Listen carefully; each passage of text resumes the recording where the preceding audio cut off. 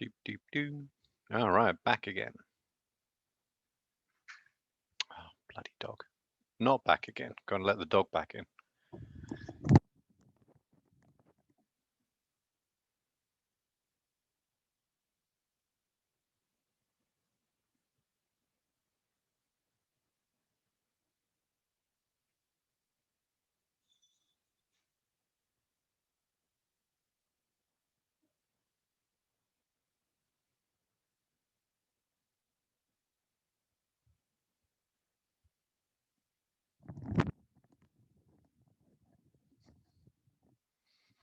All right.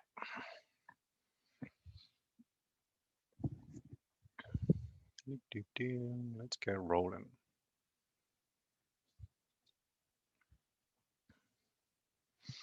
And chat up.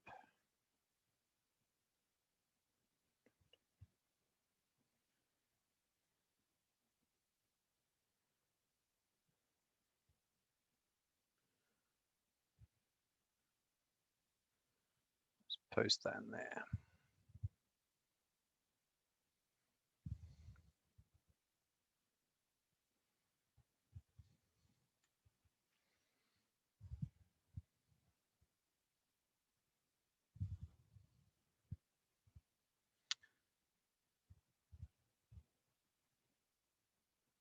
Oh, okay. Yeah. I think that was from Dipper. I'm not 100% sure.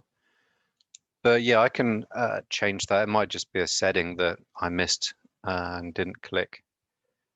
But yeah, that's easy to do. That's how it should be. Um, but for some reason it wasn't.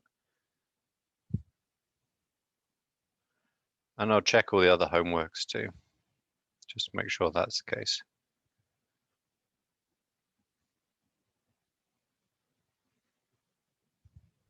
Or the homework, are they timed whenever we start them, or can we leave them like undone until like midnight whenever they're due?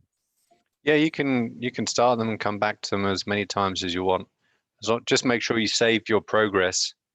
Um, I'm not actually sure how that works because I've never done homework because I've only ever written them. But yeah, I wouldn't kind of leave it open and unsaved in case your, browser crashes or the computer shuts down or something. But there, you can come back to them until midnight. And after midnight, um, the software won't accept your submission. Wow, number 5. Easy there, Tiger.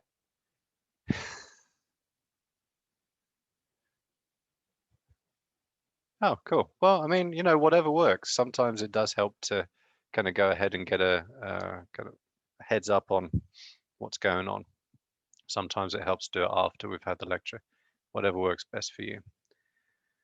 Okay, so all right. So the last thing that I need to talk about with monohybrid cross is that you will always generate a specific outcome in the F2 generation, right? So because you are, actually, I'm going to just draw this because I'm trying to describe stuff in words sometimes. Yeah. Let's end the share.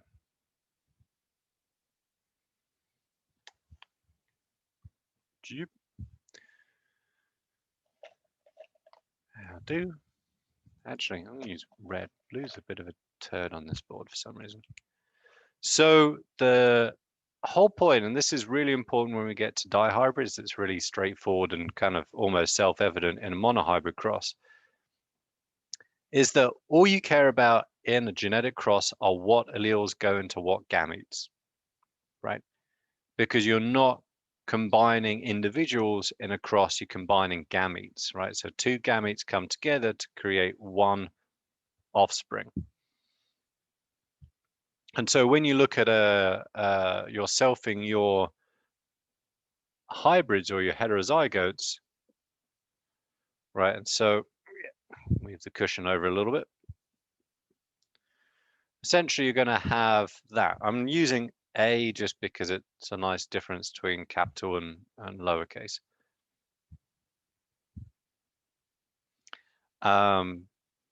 But what you care about, what gametes can those individuals produce? Now, because we're dealing with one gene and that individual has two different alleles for that one gene, we have two possible gametes, right? We either have capital A or lowercase a. Hopefully my hand was covering that. You didn't see what I did then. And the same for the others, right? Because these two individuals are essentially genetically identical.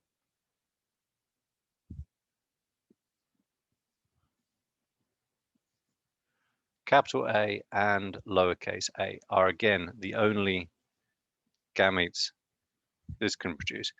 And so the thing that I really want to emphasize about these monohybrid and dihybrid crosses is that as long as you follow the principles, as long as you don't make any leaps, as long as you don't mix letters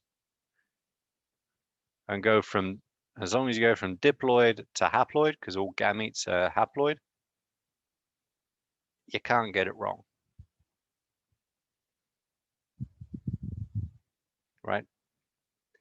That's in many cases what makes this stuff a lot more accessible, maybe a little bit more straightforward for a lot of students. Because it's not necessarily about remembering kind of specific facts and how they go together. It's about remembering you got to do this, and then you got to do this, and then you'll get that, right? And as long as you follow those rules, you'll get the correct outcome. And so essentially all reproduction is joining gametes together. Right, so if you join these two gametes together, you get a homozygous dominant individual. You join these two together, you'll get a heterozygote. These two together, essentially we're drawing a Punnett square, right? Named after a guy called Reginald Punnett, who's a British chap. You get the same here. Now, technically that's lowercase a, uppercase a, because of, you know, if we're going to follow the same kind of routine as we did for the other one, but it doesn't actually matter. And then you're going to get a homozygous recessive.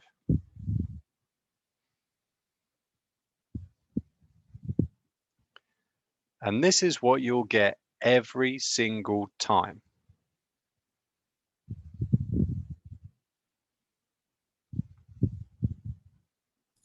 And this is for the F2 generation, right? Correct. So these are the F1 individuals. And then all of these are the F2.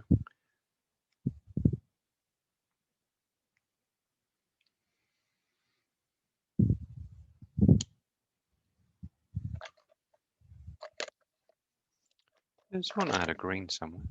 Use black instead. So if you count those up, and again, this is going to be teaching some of you to suck eggs, right? Probably most of you. You get a 1 to 2 to 1 genotype ratio. But that's not what you can see. That's what you would predict, right? It's what you should get. What you'll actually see is squeak.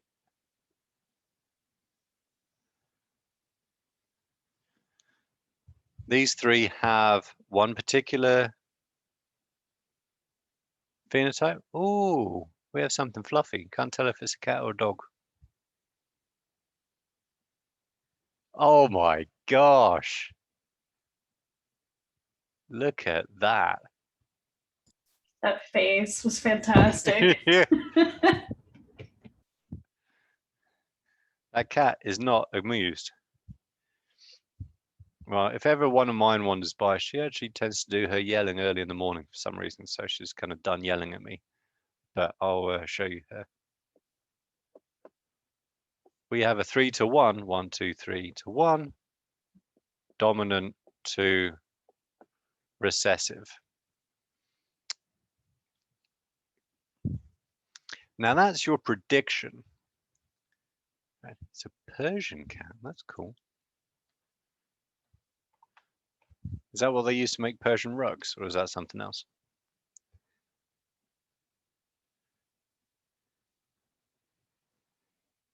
That's your prediction, right? That's an important point because obviously if you do the experiment, you cross two heterozygotes together, it's totally random which allele goes into which gamete, pardon me, and which gamete from one individual joins with which gamete from the second individual to create the offspring that you actually observe.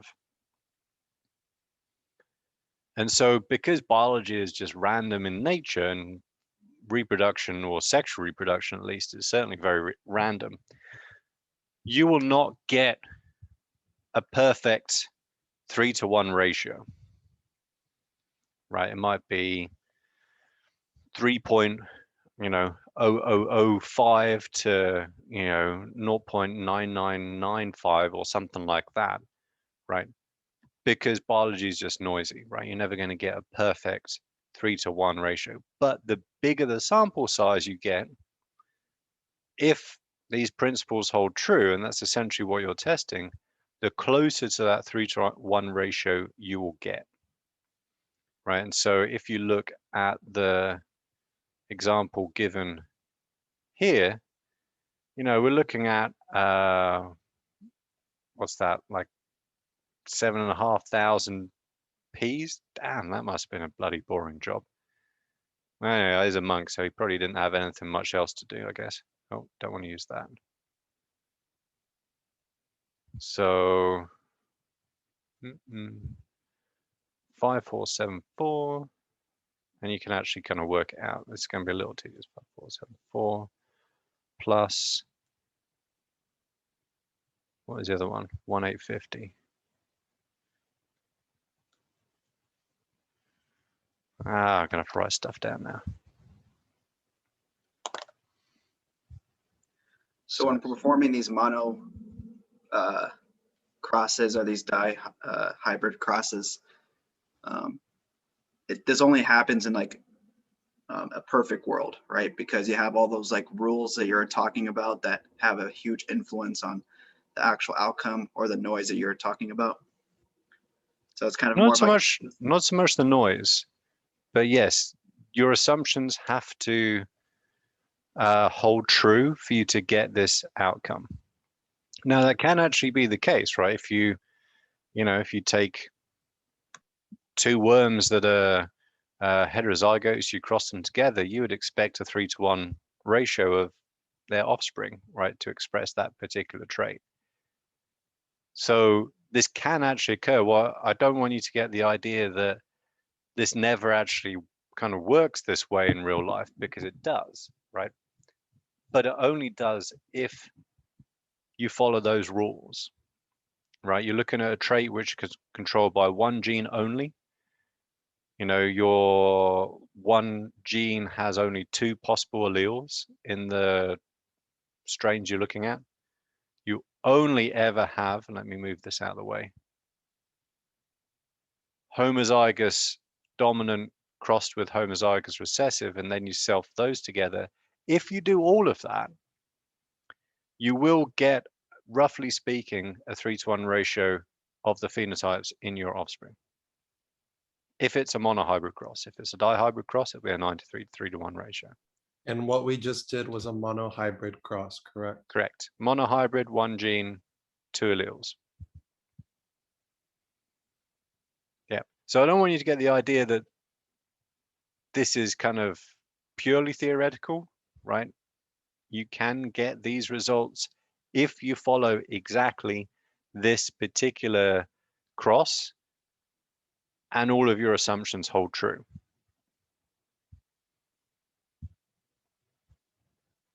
So it will work this way. And also if you're, you know, able to count enough of these things, right? So this gives you 0.7, if I was to times that by a certain number. My mathematical brain isn't working too well right now. But that gives us roughly a 3-to-1 ratio. Now you can actually, and what we will be doing next week, is you can actually do a statistical test called a chi-squared test to see whether that outcome that you observe matches well enough to the expectations.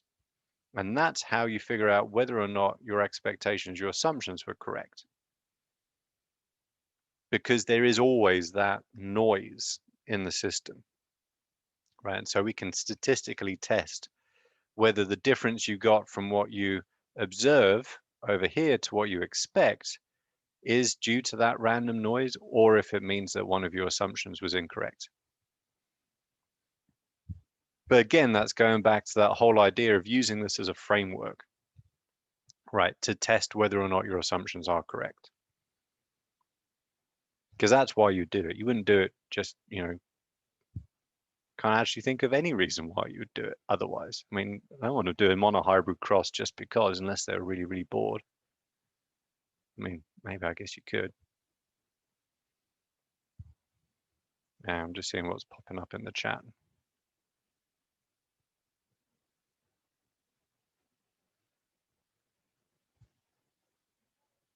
Oh, cool. Some good tips there from Dipper. You can check those out later if you wish when I post the, hello, love. When I post the chat up, which will be this afternoon at some point. Okay, so this is all pretty straightforward, right? You know, again, we are going through the simplest version first, and then we'll start adding complexity on top of that. Just as we will from Mendelian to non-Mendelian inheritance, we're going from monohybrid to more complex forms. Now, one of the key points about this is that if those assumptions are true, right, and there are ways in which they won't be, even for something as simple as this, it doesn't matter which way round you do this cross, whether the males have the dominant, like the true breeding males have the dominant phenotype and the true breeding females have the recessive phenotype, or the other way around, you will get the exact same results every time, right? Because there is nothing else going on, right? There's nothing affecting the segregation and inheritance of those alleles, right? There are exceptions to this which break Mendelian inheritance. Sex linkage is one of them, right? So male pattern baldness and color blindness and things like that don't follow that. Sorry, my wife's throwing the cutlery around in the kitchen. Don't follow that rule, right? Reciprocal crosses generate different outcomes for that, but that's not Mendelian inheritance, right? That's non-Mendelian. That's kind of like the point I want to kind of keep getting across. And so really, like, the key finding from the monohybrid cross is this, the law of segregation, right? So that is essentially, it's totally random which gamete receives which allele from a heterozygote. And so really, if you kind of get back to that kind of image, you're going to have a ratio of 50-50 of these gametes to these gametes, roughly. You know, might not be 1-to-1, might be, you know, 499 to 501 or something like that, but it will be a 1-to-1 50-50 ratio. Okay, so one thing that goes from this, however, is that you cannot tell what the phenotype is, or sorry, what the genotype is of a dominant individual. It's not possible. And so, as you can see here, this dominant individual, homozygous dominant, these dominant individuals, my flies always insist on flying in front of my face. These dominant individuals are heterozygous. The only individuals for which you can tell the genotype from the phenotype, like going backwards in a sense, are homozygous recessive individuals because they all display the recessive phenotype. So you know that this individual is homozygous recessive, as is this individual. And so the way that you get at that is through what's called a test cross. Right, and so essentially what you're doing is you're using a homozygous recessive background. Let me take a picture of this and I'll draw it out as kind of like a canvas to see whether or not you have a recessive allele in your unknown individual. See, old camera. Yeah.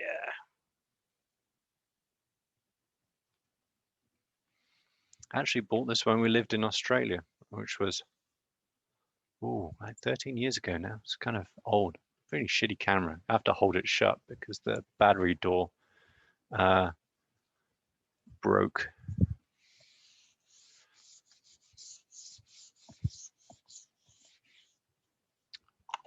Okay.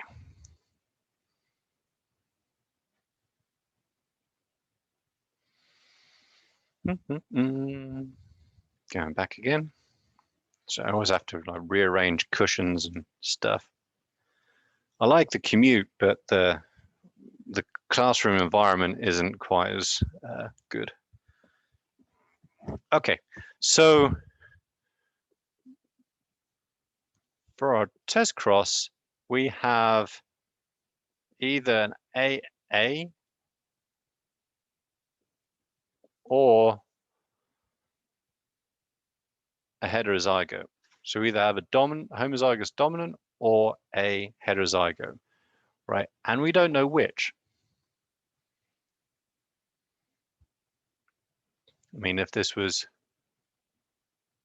modern day stuff, I'm sure he's pulled up outside our front door, you just sequence it, right? Easy peasy. Won't worry about it.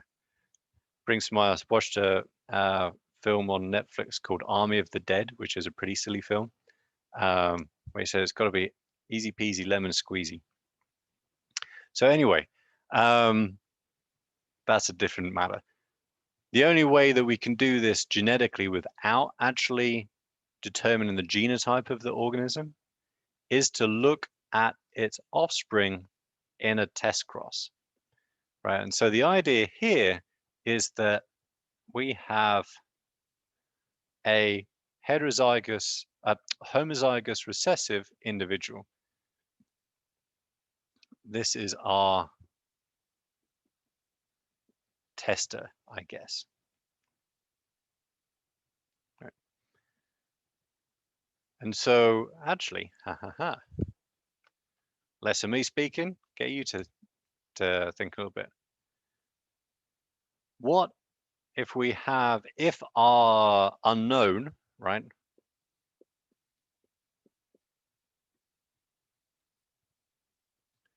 is homozygous dominant, and we don't know if it is or it isn't, that's why we're doing this. If it is, what are you going to get as the offspring? Or dominant phenotypes. All dominant phenotypes, right? So the Punnett square that I drew earlier is really just a visual representation of the different gametes. So it could be just, well, you'd want to look at least 4 individuals, right? Just to make sure you don't see a recessive one. But yeah, the number is not as important as whether or not you get more than one phenotype. And so again, because you're going to be producing only one type of gamete for each of those individuals, because they're homozygous,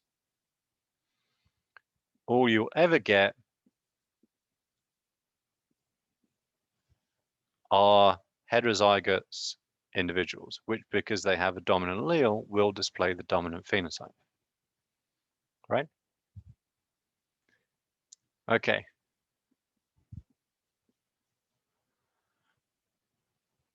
What now? What will you get now? Would you get half and half, or Half and half of what and what? half of the dominant phenotype and half of the recessive trait of the That's other one? exactly what you get. Okay. Because you're going to generate two possible gametes because it's a heterozygote. Oops. Yeah. Uh-oh. Looks like I'm getting booked in to do something tomorrow afternoon.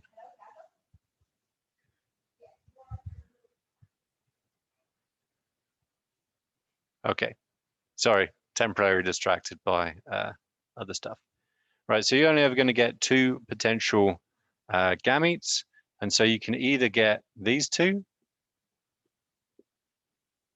in which case you'll get a heterozygote, or these two, in which case you'll get a homozygous recessive.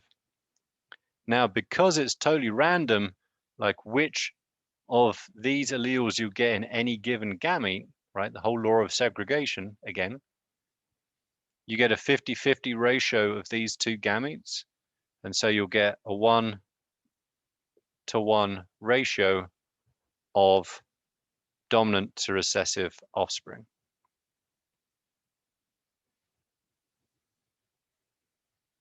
And the only way you can do that is if your tester is homozygous recessive.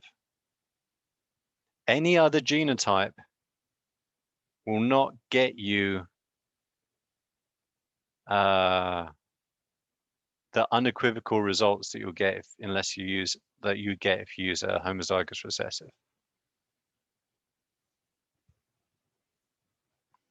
Does anybody have any questions? Because this is also something that will come up on the exam. So just to kind of understand, the two capital A's are always going to be the first ones, right? The homozygous. For the monohybrid or the test cross? For the test cross.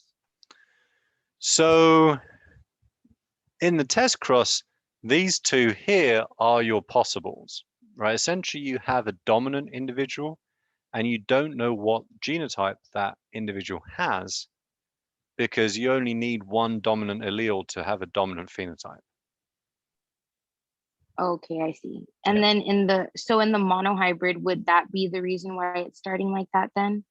Oh, so in a monohybrid, that's the very specific format where you will have, let's go back here, where you will have two different parents, and they're both homozygous, one being homozygous dominant, one being homozygous recessive. A test cross is very different because a test cross doesn't follow the rules of a monohybrid cross. I mean, like the same principles apply, like the law of segregation and stuff like that, but the actual different steps of the cross are different. Okay. All right. That's what I was just wondering where you had got those from, but you're stating that that's just the given. So in a monohybrid, you know, the P generation, F1 generation, F2 are always very specific as to what they are. Right? P generation is always homozygous parents, like one dominant or recessive. F1 is always, be with you in a second, Jordan. F1 is always heterozygous. F2 is the 3-to-1 ratio of dominant to recessive. Yes. Now, test cross is very different because you have either this genotype, heterozygous, or this one. I should also write this up here. You don't know which your individual is. The only way you can figure it out is by crossing, that's what that little X is, that unknown with this known homozygous recessive. Or it could be this unknown because you don't know it, right? The only way you know what the genotype of that unknown is by doing the cross and then seeing, do I get only dominant or do I get 1-to-1 dominant to recessive? Does that help? Yes, that makes sense. I guess just really, I'm just wondering where you're getting like, that's just the basics that you'll always use, 2 double capital A, or, the dominant and then 2 recessives, and then it's always going to be like that to test. For a test cross, yes. Okay. Okay. And the tester will always be homozygous recessive. Because you want Okay, to cool. make sure that if there is a homozygous, if there's a recessive allele present, you're going to see it down here in the offspring. So that's Alrighty, really thank you. that's really the purpose of the tester, is to show up this recessive allele to see whether or not it's there. Because you can't see it otherwise, because the dominant allele present, you only need one of them in that unknown and you'll have a dominant phenotype. So in a way, the tester is exposing that recessive allele in the unknown.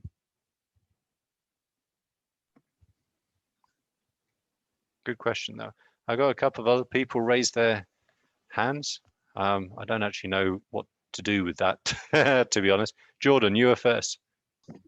Hi, sir. No, I think I might have answered my own question. I was confused what we were doing with this, but you kind of explained at the end. But if we do come across this stuff later on, is there like a simplified equation to use for this? Because I was thinking, are we trying to find the percentages at some point? Is that something we're going to be expected to be able to do for one of the tests or homeworks or something? So for example, if I were to give you a kind of just off the top of my head, right? I can't actually remember if this is how I write them or not, or if I will or not. But as an example, I might say,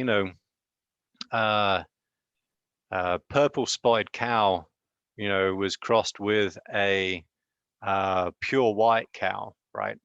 Kind of silly example. And all their offspring were either purple spotted and white in a 1-to-1 ratio. What was the genotype of the purple spotted cow? Okay, fair enough. So if it's a 1-to-1 ratio, that tells you that the parent had a recessive allele present, and therefore one of the parents must have been heterozygous and the other one must have been homozygous recessive. Gotcha. Okay, well, thank you, sir. And also so one thing that I want to try and kind of teach you in a sense in terms of like exam craft. Another way you could know why I'm asking you, that I'm asking about test cross, is I'm not asking you what so if that was a monohybrid cross, you wouldn't care about the offspring of the purple spotted cow and the white cow. Because you know what those are going to be. Those are going to be the heterozygous F1 generation, right? And so you could look at that and you go, okay, we don't care about the F1s because in a monohybrid cross, they'll all be dominant. Right. And so whatever the dominant phenotype is, that's what all of those will be. So if you have a offspring and you've got, you mix together these two, like a dominant and a recessive parent, and then you get a 1-to-1 ratio of the offspring. It's like, whoa, that's not a monohybrid cross. Nah, no way, right? That's got to be something else. Where else do I find a 1-to-1 ratio? Test cross. Robert. So I'm just trying to interpret the results of the test cross, right? So for the first thing, it's kind of like if the cross yields 100% of the dominant phenotype offspring, then the parents are homozygous dominant. Unknown parent. You know Unknown what the parent. other parent is, right? Okay. And then the second thing, it was so if the cross yields 50 of the dominant phenotype and 50% of the recessive phenotype, then the parents are both heterozygous. No, you again in a test cross, you always know what one of the parents is. It's always going to be homozygous recessive. Okay. You care about the other one, right? So you know what one parent is, you don't know what the other parent is. That's what you're doing the cross to find out what genotype does this parent have. And if the cross offspring, the result of putting those two together is a 1-to-1 ratio of dominant to recessive, you know that the unknown is heterozygous. So really, essentially what you're doing is you're looking at their progeny to kind of work back to the parent. That's the only way that you can figure out the genotype of a dominant individual. That help? Someone else raised their hand, but I'm not sure how to find that out. I had a question, Go for it.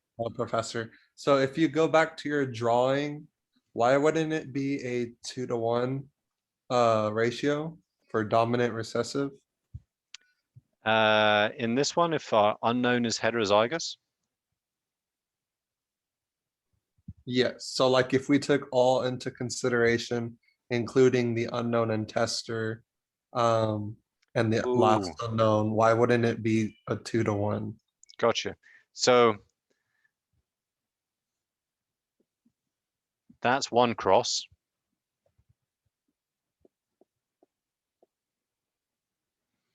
And this is one set of offspring, or one possible outcome, or kind of, hang on, let's change that. There you go. That's probably clearer. Outcome 1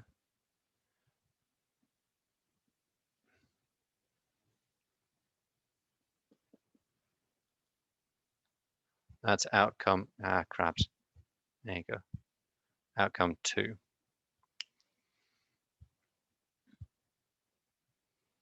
So they're not the same cross. Well, I mean, essentially, what you're trying to figure out is it this or is it this? So you could do one cross. You're going to be crossing your unknown individual. Now let's kind of, it's a good question to ask because it's kind of makes me think about these in different ways, right? I actually meant to leave that up there.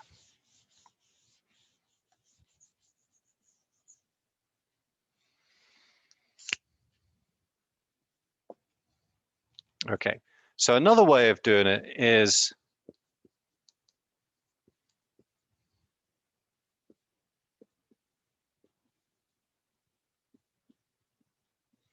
like this, right? So you're going to cross your unknown, and Zachary and Izzy, I'll get to your questions in a second. I just want to finish this one first. So your unknown, and it's actually even more important, unknown dominant,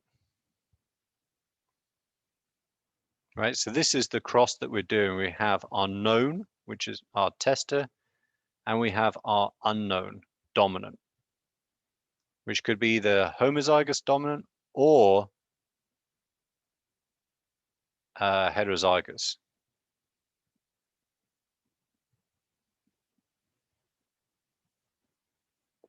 Does that make sense? Yes. So you're going to get two possible outcomes.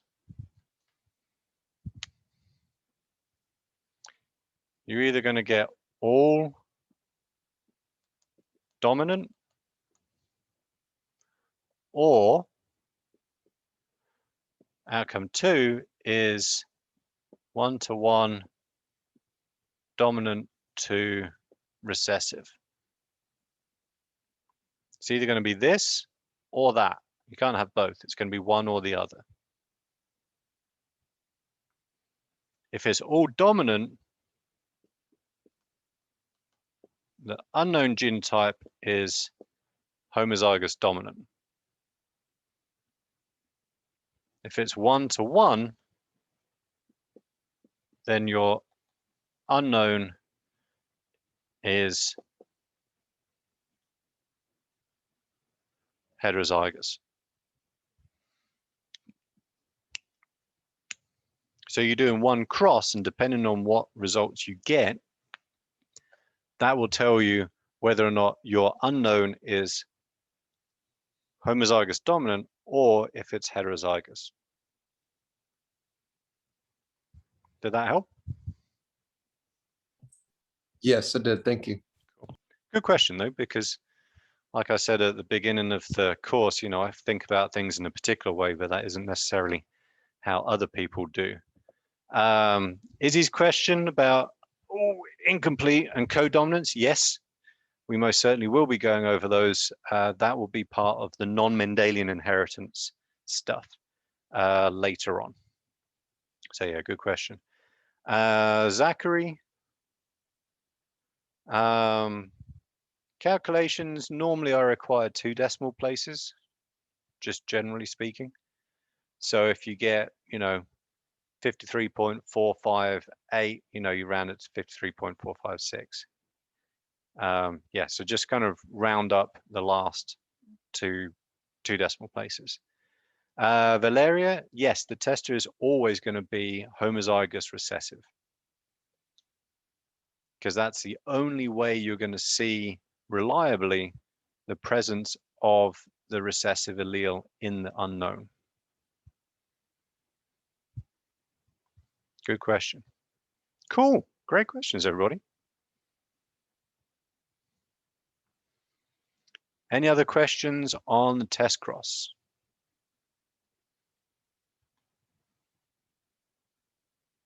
And you said test crosses will always be homozygous recessive? The tester will. The unknown, you don't know, because that's why you're doing the test cross. Okay. But the unknown will always have the dominant phenotype. You just don't know what genotype it has.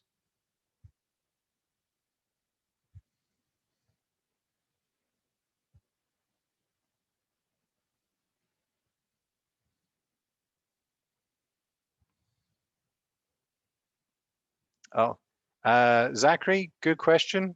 Going to answer it in the lab, just because the lab's kind of short and time is ticking on in this to cover the dihybrid cross. So good question, but keep it for lab, and we'll go over that in as much detail as you want.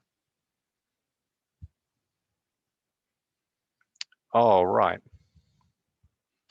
So dihybrid crosses. There you go. Same principles apply as a monohybrid cross. P generation, true breeding, homozygous, dominant or recessive. F1 generation, sorry, coffee's wearing off, is always going to be heterozygous for both genes and will display the dominant phenotype for both traits. F2 generation is where things get crazy. Now we have 4 different possible phenotype combinations, and we're going to have a different ratio. It's not going to be 3-to-1 as in the monohybrid. It's going to be 9-to-3 to 3-to-1. Don't worry about that now. We'll get to that in a little bit once we go through it.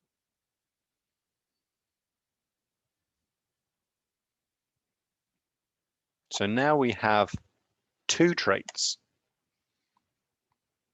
that we care about. And in this case, we now have not just like P shape, I guess, right? Which is either round or wrinkled. We now have P color or seed color. I call them Ps because that's what they are. Which is either going to be yellow or green. Now again, I mean, you could kind of like cover up with your hand the genotypes at the bottom. And you can still figure out which of these 2 combinations of phenotypes, which is the dominant one. How can you tell that? Even if I don't give you the genotypes of the parents, how can you tell which of the phenotypes you see, right? Because they're true breed and parents, right? Which are the dominant phenotypes? How can you tell? Are you saying by looking at the offspring or whatever the traits they have? Which particular offspring, which generation? I guess F1 and see what they are primarily. Right, because what is the genotype of the F1's going to be? Always. 100% dominant, I believe. That's the phenotype. What's the genotype of the F1's going to be?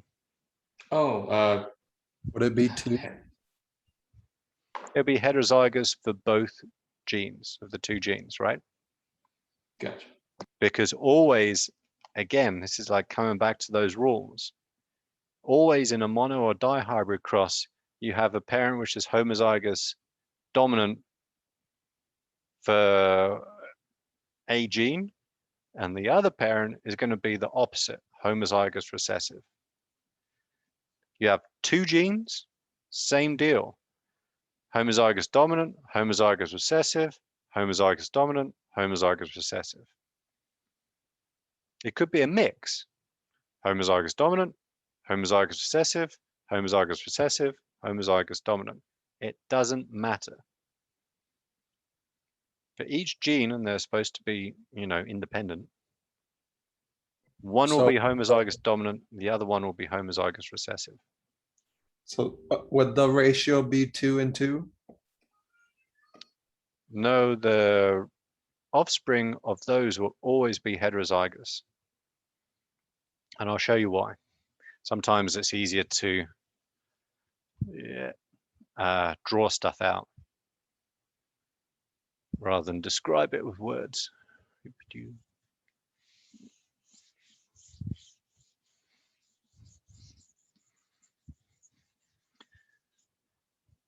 I really cannot wait until we can get back into the classroom. I'm sure you're probably feeling the same too. But I'm used to having, big 6-foot by 4-foot boards to do all of this on, which makes life a lot easier.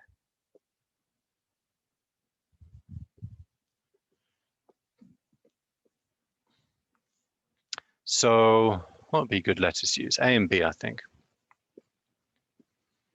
This is our P generation.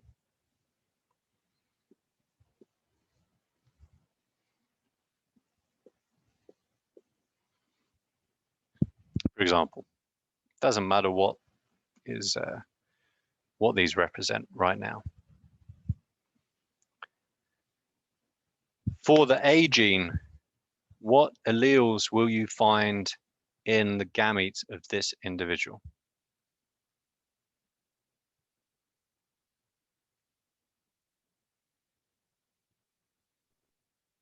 Four? No.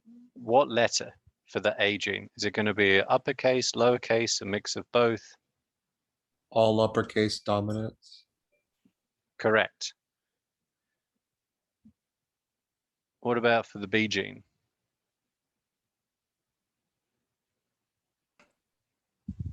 uppercase dominant. All right. There's one gamete. So you're from this individual, you'll only ever find gametes that have a dominant A and a dominant B allele. You'll never find any that have a recessive allele for either of these because they are true breeding, right? They're homozygous. Okay, to belabor the point, what about this individual? What are you going to get for the A gene from this individual? What allele? Lowercase a. Yeah, it'd be a lowercase a and Lowercase b. lowercase b. Again, because it's true breeding, it's homozygous for each of those. You're only ever going to get one type of allele for each gene. Now we put those together.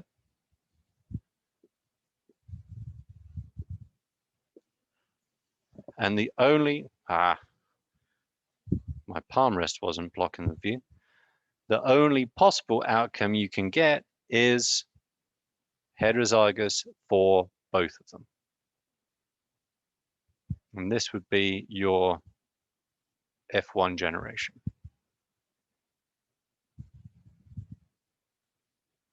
Now, let me mess with your heads a little bit.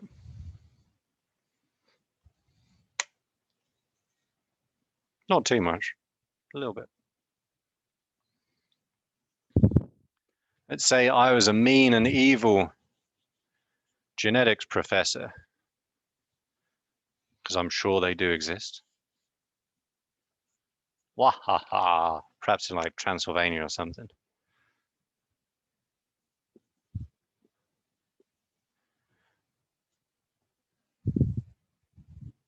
What are we going to get in the F1 generation now? Now we have a parent which is homozygous dominant for A, homozygous recessive for B. Homozygous recessive for A, homozygous dominant for B. What are you going to get in the F1 generation now?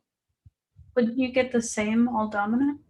Excellent, Rose. You'll get, whoa, we talking about phenotype or genotype? Yes, phenotype, sorry, not Okay. genotype. Exactly. It does not matter which combination you have, which is dominant or which is recessive. Only the one is going to be dominant for one and then recessive for that same and vice versa. And so the exact same principles apply. You're only ever going to get a dominant A allele from this individual and a recessive B allele from this one. And the reverse for this one. Put those together, you get dominant recessive, dominant recessive. Nuts.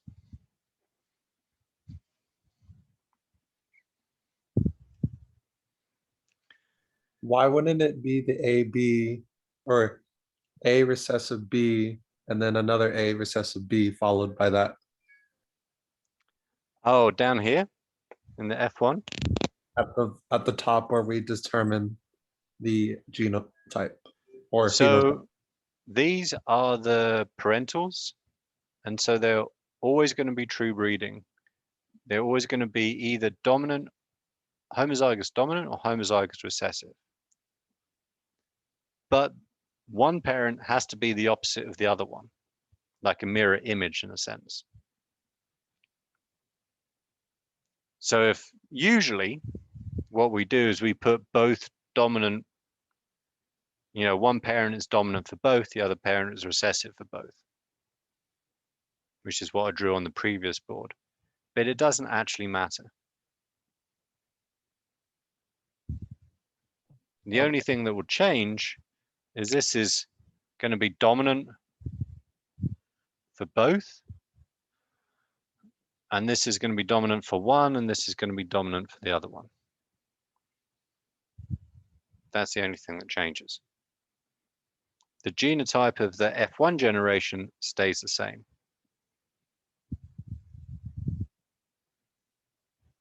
Did that answer the question? Or am I kind of skipping off the surface? Yes. Okay. And that's also what makes this a dihybrid cross, right? Because P generation is always this. F1 generation is always this. Well, let me clarify. It doesn't have to be this combination of dominant and recessive and dominant. It could be dominant, dominant, recessive, recessive. As long as the parents are homozygous and one parent is the opposite of the other. Actually, I shouldn't have just uncrossed my legs. Oh, again, old in my old age. Right. So the tricky bit, God, I stretched my legs now. It's all right, dog. I'm not in pain, honest. You can see my furry knees. Let's see if, make sure I checked. Take a picture. Ah, I did not.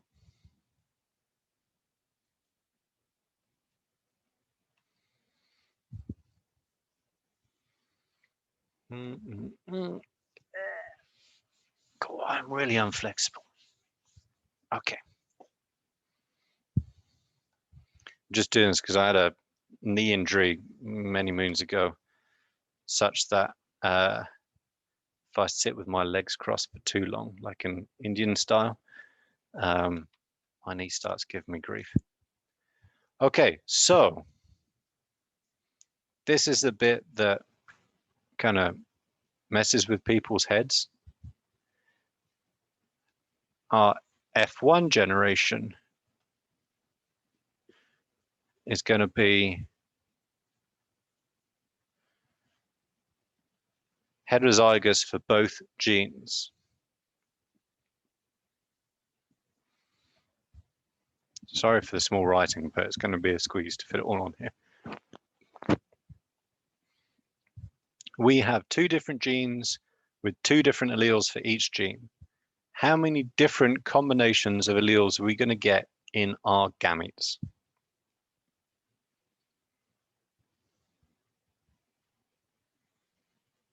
Two different genes, each with two different alleles.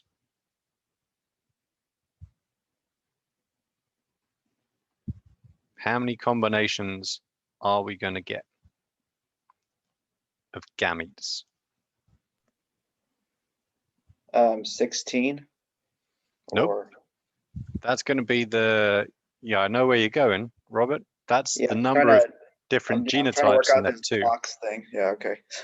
Okay, start with the simple stuff. Remember, Okay. don't leap ahead.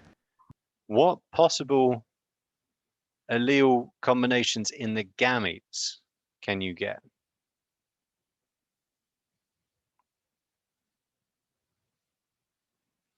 So we can kind of often just use my finger to do this, but you have to, I can't reach that far. I have to use a pen instead. We can have capital A or lowercase a, right, for gene A. Yeah. But for every gamete that has a capital A, what can you have for B? Because they're independent, right?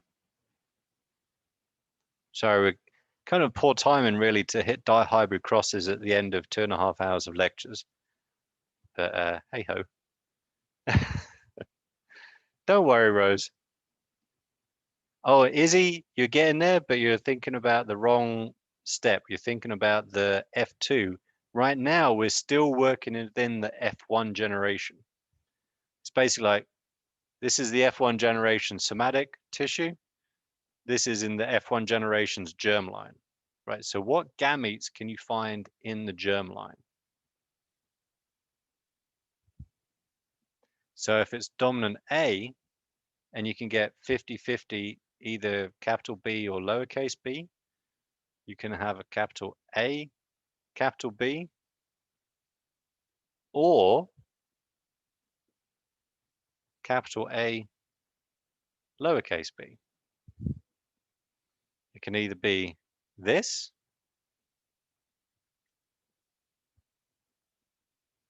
or it could be that. Hopefully I didn't write those letters any bigger, so I don't think my finger stretched any further than that. Right. Now for the lowercase a, again, every time you find a lowercase a, you could find either a capital B or, oh bloody hell, that's a long way, a lowercase b. So every time you have, I know it's like, oh, damn it, that's what he was talking about, right?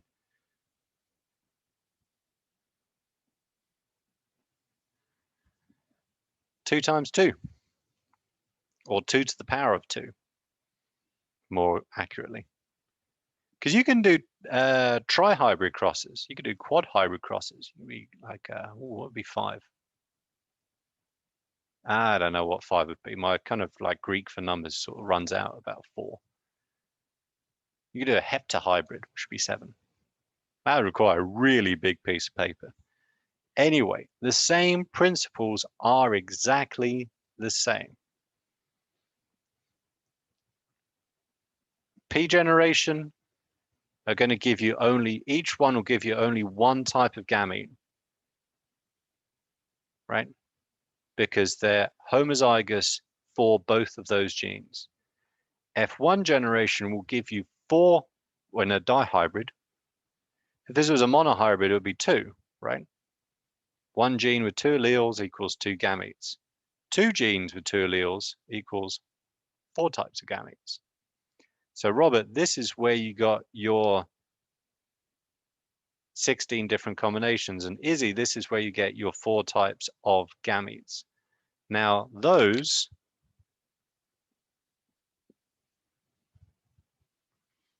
are also the same gametes you'll find in the other one because it's genetically identical. It's like the sister, essentially, or the brother. Right? Or if you're talking about worms, it's itself because it's hermaphroditic, which is particularly cool.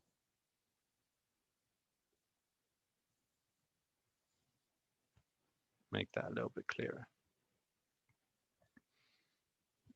Oh.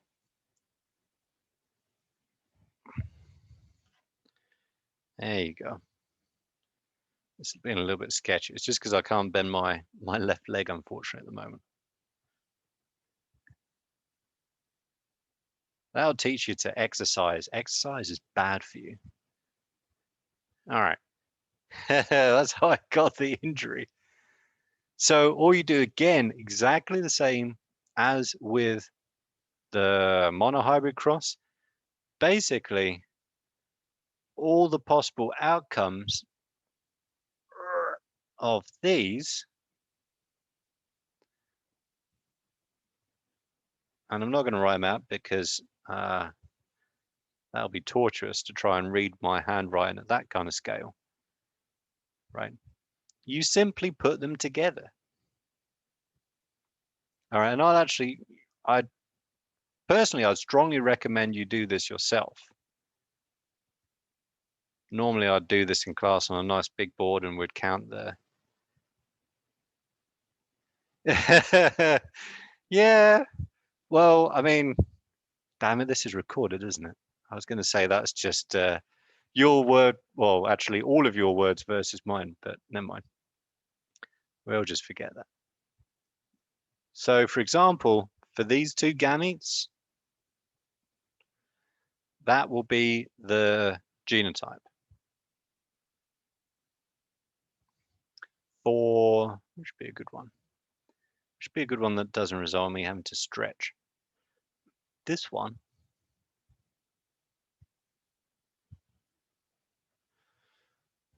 That will be the genotype.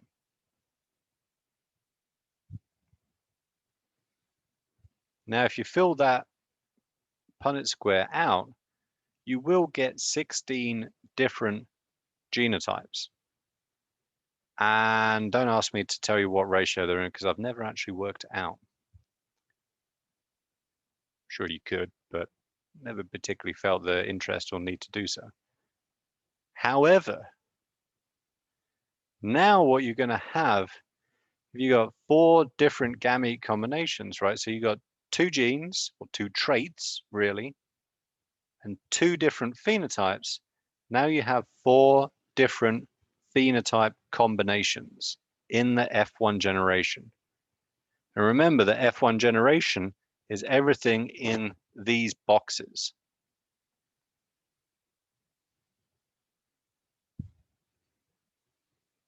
And again, these are just the possible combinations. It doesn't mean that you'll actually find these or you'll find these in the same ratio, but if you look at enough individuals, you'll get approximately the correct ratio. And when you count them out, basically it's going to be this one, this one, this one, this one, this one, this one, and got to figure out this one and this one. Sorry, I was wobbling a little bit because I got my computer balanced on my leg. Those will all have the dominant phenotype for both traits. Because if you look at them, capital B, lowercase b, right? Capital A, lowercase a. There's one dominant allele for each trait or each gene equals dominant for both. Now, oh, I do have enough different colors. These ones will be yeah,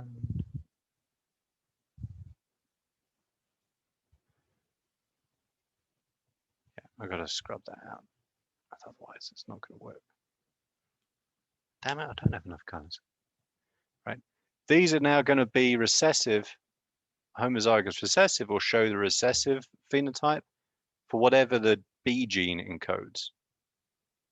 Right, so you get 3 of those.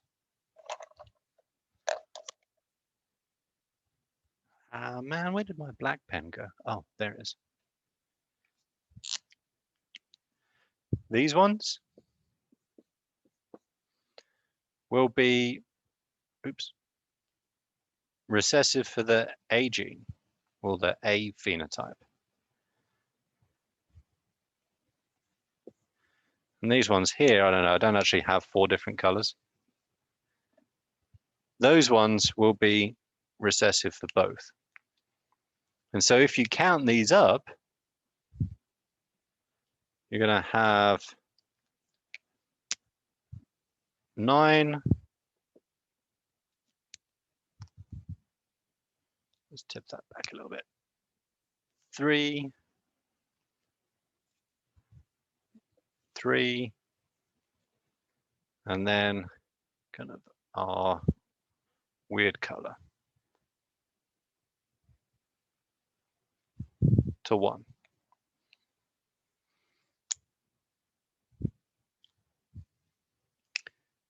So that's how you get your 9:3 to 3:1 ratio. And that is the characteristic of a dihybrid cross.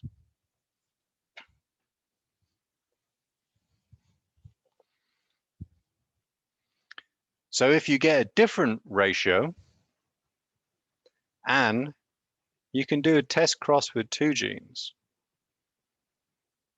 Gets a little bit more complicated. But if you have a 1:1 to 1:1 ratio when you cross 2 individuals together, what genotypes do you have? Not a 9:3 3:1. That will tell you that both parents are heterozygous for both genes. What if you get a 1:1 to 1 ratio?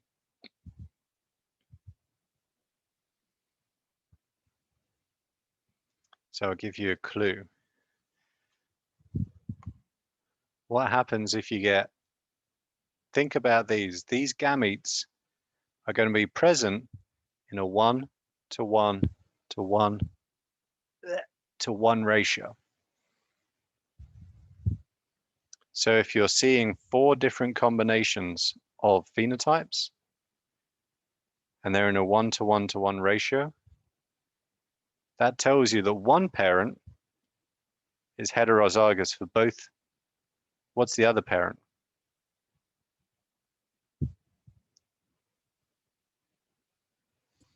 Homozygous recessive?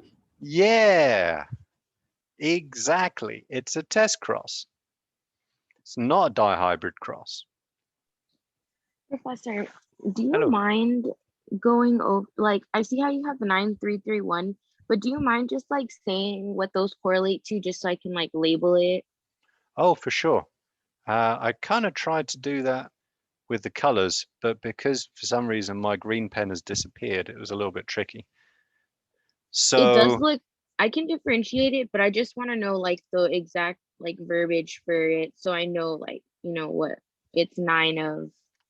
so 9 of, oh, this is going to be like tiny, Ryan. Robert, I'll be with you in just a second. Dominant, dominant. Right, so those are basically the same. Oh, actually, this is a really good point, Marissa. Another way of thinking about it too. I should run out of space here.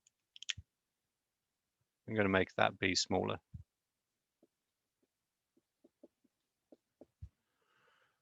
That's a parent. Well, it isn't a parent. Obviously, it's the F2 generation. But that's the same phenotype combination as one of the parents in the P generation. Not P's as in like P's as in letter. Right, so if you wind your mind back to the start of a dihybrid cross, one parent is going to be dominant, dominant, let's say.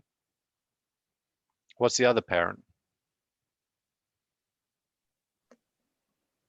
Dominant recessive. Nope. Recessive, recessive, right? Recessive, recessive, right? If one parent's dominant, dominant, the other one has to be the opposite, right? Oh, okay.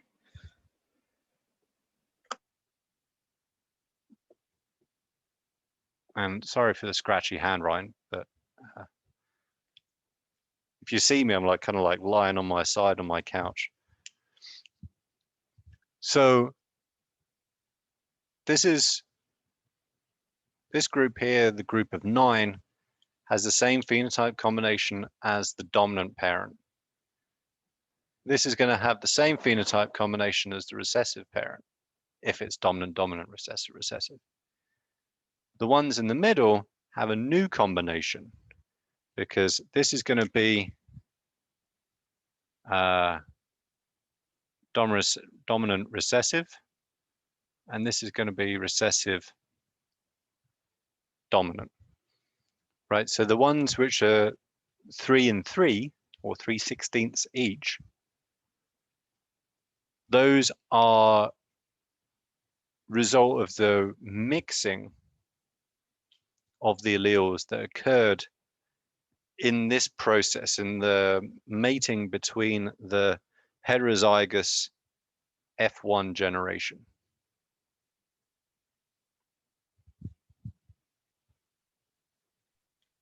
Okay, awesome. Thank you then. Yeah. So that's actually a really useful thing to remember, and we'll come back to this a bunch when we talk about linkage, right? Because this ratio 9:3 to 3:1 assumes that the 2 genes that we're looking at, A and B in this case, do not interact. They do not affect each other.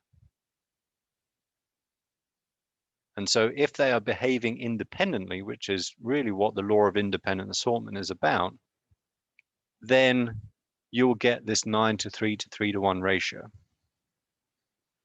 If they are not behaving independently, or one of the genotypes masks one of the phenotypes masks the phenotype of another gene, you will not get this ratio. So again, that kind of comes back to this idea of this is in some ways a theoretical framework, right, which we can use to see whether our expectations are correct.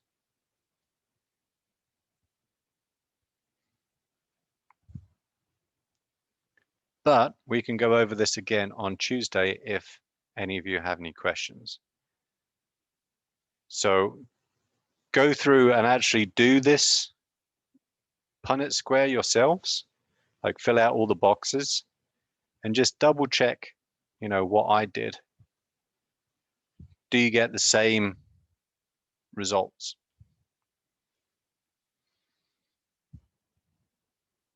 And That's what I don't, got. yeah, don't expect to get this like first time, because once you've taught it like 6 or 7 or 8 or 9 times, it's like, oh yeah, this is super easy, right? But if this is the first time you're coming across it, or maybe the second time, or maybe the third, I don't know. This isn't necessarily something that will come just like that, right? So don't assume that you should understand this immediately first time round. It takes a bit of time and practice. Cool. All right, that's enough for now. We've got half hour for break before lab. Please bring to lab with you any questions you have about Tuesday's lab and the assignment, and we can go over them then. Oh, you don't need to see that.